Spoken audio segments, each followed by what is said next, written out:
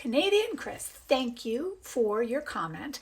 What I will say to this is that as in any other relationship, sometimes relationships change and the conditions you started with someone will not necessarily last. So let's say, for instance, a therapist, you start with a therapist and then the therapist moves to a different state or a different country. That may be the ending point of the work that you're doing together. Or maybe the therapist goes on maternity leave, or maybe goes on maternity leave and decides not to resume their practice, in which case you need to be referred to another therapist.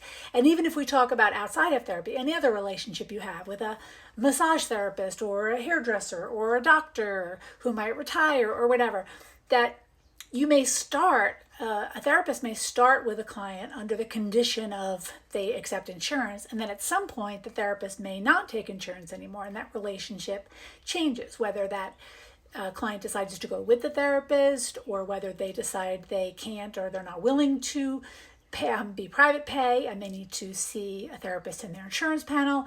There's all sorts of ways that that could go. And therapists are not immune from changing the way their practice operates over time.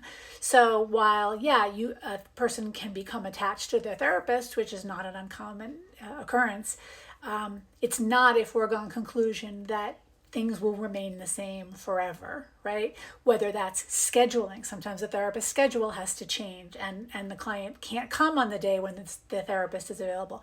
And so they may need to be referred out. So there's a lot of different reasons why a practice would change or why a client would decide that they couldn't or weren't willing to, or whatever the situation, stay with that therapist. So it isn't just about the insurance. There's a whole bunch of ways that that could come to be.